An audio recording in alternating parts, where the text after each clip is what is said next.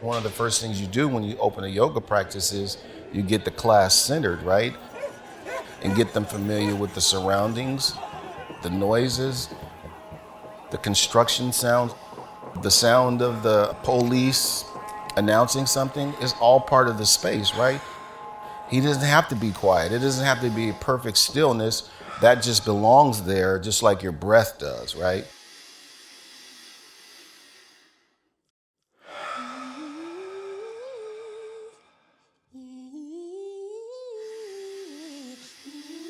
Every day is a day stepping in that right direction, becoming more aware of who I am and the trauma and the systemic oppression that I've went through for the last 14 years and how to shed that off and be able to say, I have a practice I can turn to and I have a community and not a system to hold me still. I have a community that'll say, hey, come do this, come record, come do sound bowls. And so it's happening. I think the biggest thing is sitting with yourself. I think that's the hardest for anybody. A lot of times people don't know what self is. Because when I was in juvenile detention and then got transferred to an adult facility, you're constantly always with somebody, never with yourself. If I didn't have yoga, didn't have my practice in that space to be myself, I could see where a lot of other folks that I know are back down a lifestyle because they don't know how to be by themselves. They want to be in the mix and they want to do this, they want to do that, and not know what fulfills them. It was the humaneness. It was the escape from the bars. It was the escape from being locked behind the doors.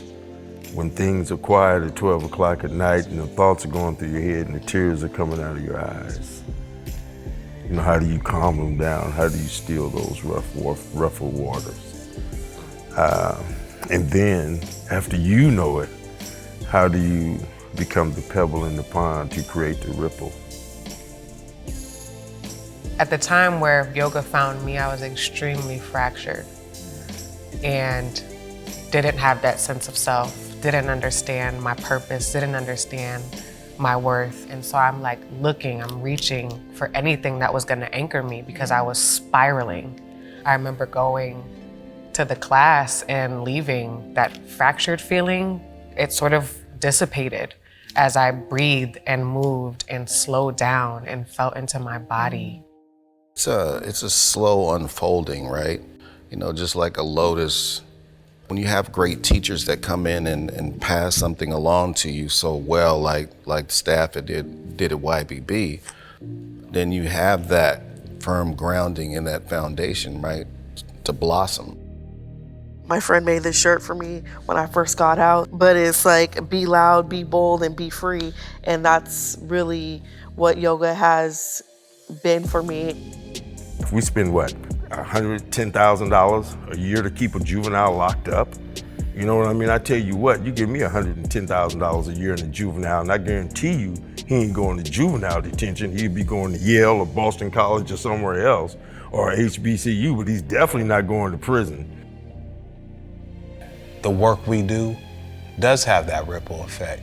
It started in a pond, and what we want for the individual raindrop, we want for the entire ocean. We want this in communities, we want this in the system, we want it for people coming out of the system, any of these pipelines that shuffle us through.